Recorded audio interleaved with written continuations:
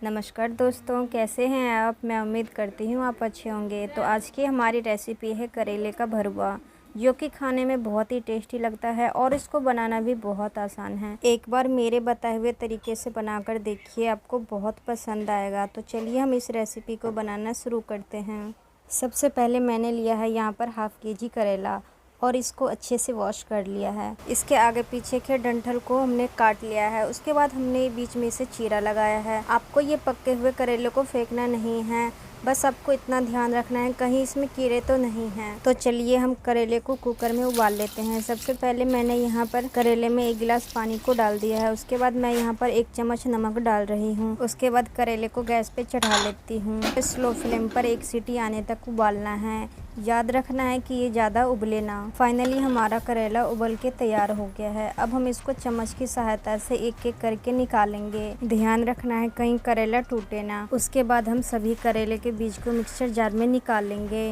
हमारे गांव में करेले का भरवा इसी तरह से बनाया जाता है, इसीलिए मैं आप लोगों के साथ शेयर कर रही हूँ। मेरे बताए हुए तरीके से बनाकर देखिए, आप सबको बहुत पसंद आएगा। मैंने सभी करेले के बीज को निकाल लिया है। आप लोगों को भी इसी तरह से निकाल लेना है। चलिए अब हम इसको पीस लेते हैं। करेले का बीज पीसकर तैयार हो गया है। चलिए अब हम इसको बनाना शुरू करते हैं। सबसे पहले मैंने गैस पे कढ़ाई को चढ़ा दिया है। कढ़ाई गर्म हो जाने के बाद मैं इस पे 2 बड़े चम्मच सरसों का तेल ऐड कर रही हूँ। तेल गर्म हो जाने के बाद मैं इसमें 1 चम्मच सरसों ऐड करूँगी। उसके बाद मैं इसमें 2 तेज़पत्ता ऐड करूँगी। यहाँ पर मैं 3 मीडियम साइज़ प्याज को स्लाइस में काट ली थी। उसके बाद मैं यहाँ पर प्याज को ऐड करूँगी। प्याज ऐड करने के बाद इसे मैं अच्छी तरह से भूनूंगी। हमें याद रखना है इसको जब तक भूनना है तब तक कि इसमें एक सुनहरे कलर ना आ जाए। हमें प्याज को अच्छी तरह से भून लेना है। हमारा प्याज भुनकर तैयार हो गया है। अब मैं इसमें ऐड करूंगी अदरक, लहसुन और हरी मिर्च का पेस्ट और इसे भी हमें अच्छे से भून लेना है। अब मैं इसमें ऐड करूंगी 1 मीडियम साइज का कटा हुआ टमाटर और हमें इस टमाटर को भी अच्छे से मसालों के साथ भून लेना है।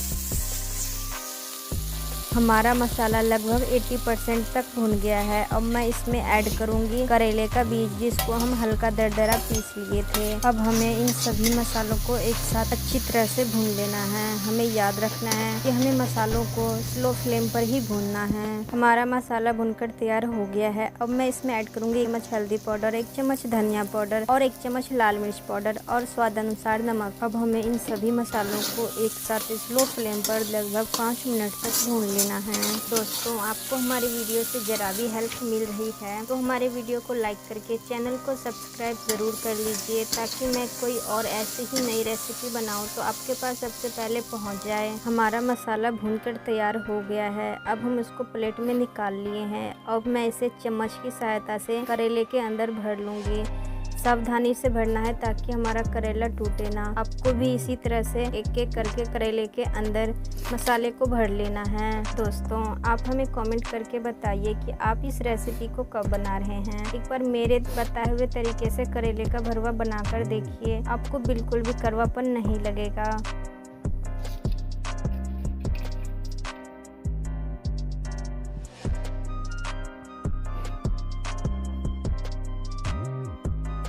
मैंने इन मसालों को सभी करेले के अंदर भर दिया है। चलिए अब इसको फ्राई करने चलते हैं। हमारा कढ़ाई गर्म हो गया है। अब मैं इसमें डालूंगी सरसों का तेल। करेले का भरवा सरसों के तेल में बहुत ही टेस्टी बनता है। ये वही कढ़ाई है जिसमें मैं मसाले को भूनी थी। उसके बाद मैं यहाँ पे चावल के आटे का पतला घोल तैयार करूँगी। उसके बाद मैं इसमें डालूंगी आधा चम्मच धनिया पाउडर, आधा चम्मच हल्दी पाउडर, आधा चम्मच लाल मिर्च पाउडर और स्वाद अनुसार नमक। अब हमें इन सभी मसाले को मिला लेना है। अगर आपके पास चावल का आटा नहीं है तो आप बेसन का पतला घोल भी तैयार कर सकते हैं। आप इस तरह से चावल के आटे के घोल में करेले को फ्राई करेंगे तो हमारा करेले का भरवा बहुत ही टेस्टी बनेगा।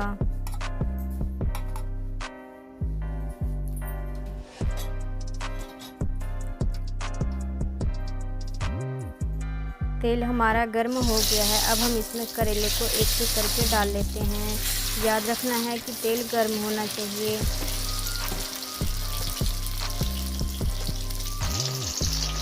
हमारा करेला एक साइड अच्छे से फ्राई हो गया है। अब हम इसको पलट लेते हैं। ध्यान से पलटना है कहीं ये टूटे ना।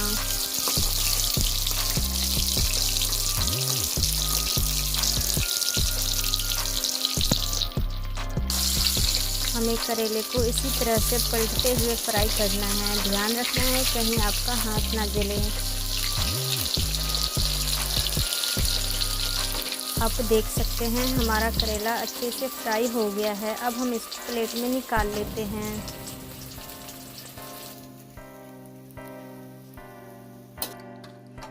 और हमें इन सभी करेले को ऐसे ही एक एक करके कढ़ाई में डाल देना है और अच्छे से फ्राई कर लेना है।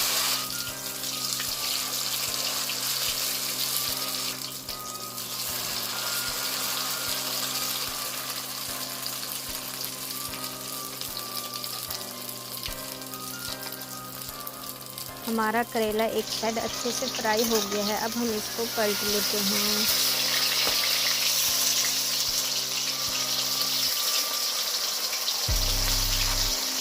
आपको भी इसी तरह से करेले को पलटते हुए फ्राई कर लेना है।